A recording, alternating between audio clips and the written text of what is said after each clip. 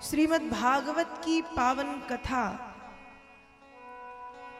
शुकदेव जी जैसे परम बैरागियों के मन में भगवान श्री कृष्ण के चरणारविंद मकरंद के प्रति अनुराग उत्पन्न कर देने वाली कथा है। श्रीमद् भागवत की पावन कथा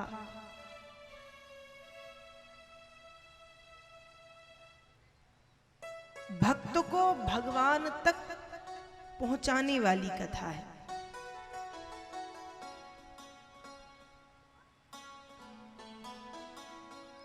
वेद व्यास जी श्रीमद् भागवत जी में लिखते हैं कि जिन मनुष्यों ने अपने जीवन में बहुत बड़े बड़े महापाप किए हैं, ऐसे पापी और महापापी लोग भी जब श्रद्धा के साथ समर्पित भाव से बैठ करके श्रीमद् भागवत की पावन कथा को सुनते हैं तो उनके पाप नष्ट हो जाते हैं और उन्हें भगवान की कृपा की प्राप्ति होती है।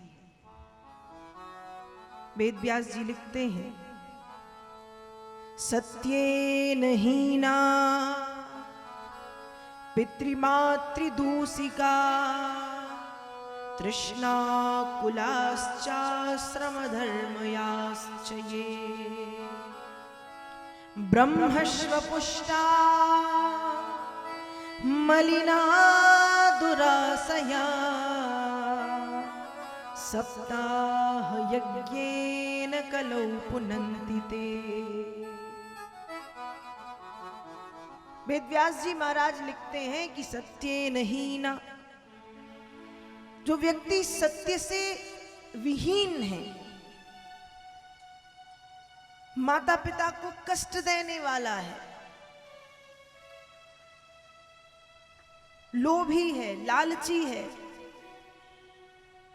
ब्रह्म का धन खाने वाला है और जिसके मन में मलिनता भरी हुई है, मलिनता मतलब गंदगी, जिसके मन में काम, क्रोध, लोभ, मोह, मद, मात्सर्य, अविद्या इत्यादि ये षड विकार विराजित हैं, जिसका मन विषयों से ग्रस्त है, ऐसा व्यक्ति भी जब श्रीमद् भागवत की पावन कथा को सुनता है तो उसके पाप नष्ट हो जाते हैं और वह भगवान के उस परम पद को प्राप्त कर लेता है। कल हम सभी ने भागवत जी के महात्म की पावन कथा को श्रवण किया। श्रीमद् भागवत महापुराण के प्रथम स्कंध के प्रथम अध्याय के पहले श्लोक में श्री व्यास जी महाराज भगवान श्री कृष्ण के स्वरूप की वंदना करते हैं और भगवान श्री कृष्ण को सत्य स्वरूप कहते हैं।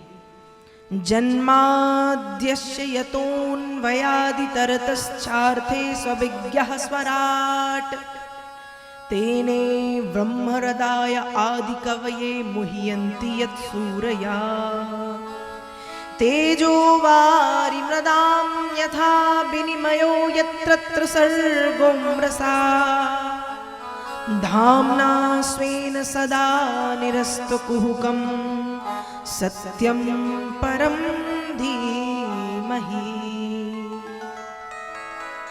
परम सत्य कहकर के भगवान की वंदना की गई।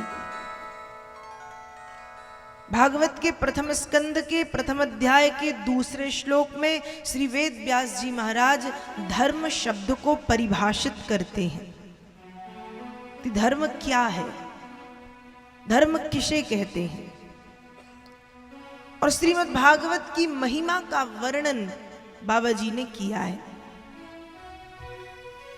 प्रथम स्कंद में ही श्री सूत जी महाराज से 88,000 सौनकादिक ऋषि 6 प्रश्न करते हैं, इसलिए भागवत जी के प्रथम स्कंध को प्रश्न अध्याय कहा गया है। प्रथम स्कंद में भगवान श्री हरि नारायण के विराट स्वरूप का वर्णन श्री व्यास जी महाराज ने किया है। इसके साथ ही भगवान के 23 अवतारों की पावन कथा का वर्णन किया। इस धराधाम पर भगवान के 23 अवतार हुए हैं और वेद व्यास जी महाराज लिखते हैं कि 24वां अवतार जब घोर कलयुग आएगा तो भगवान का कल्की के नाम से होगा, कल्की के रूप में। पहला अवतार भगवान का सनत कुमार आदि ऋषियों के रूप में हुआ। दूसरा अवतार भगवान ने बराह के रूप में लिया। तीसरा अवतार भगवान ने देवर्षि नारद के रूप में लिया। चौथा अवतार भगवान नर नारायण के रूप में लिया।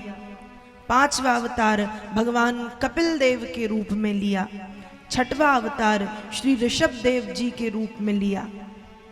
इसके पश्चात भगवान के कूर्म अवतार, मत्स्य अवतार, धन्वंतरी अवतार, मोहिनी अवतार, राम अवतार, बलराम अवतार, कृष्ण अवतार, हयग्रीव अवतार, हंस अवतार, परशुराम अवतार, गौतम बुद्ध के रूप में भी प्रभु इस पृथ्वी पर आए हैं। और 24वां अवतार जब घोर कलयुग आएगा तो कहा कि भगवान का कल्की के नाम से धराधाम पर होगा। 23 अवतारों की कथा का वर्णन वेद व्यास जी करते हैं।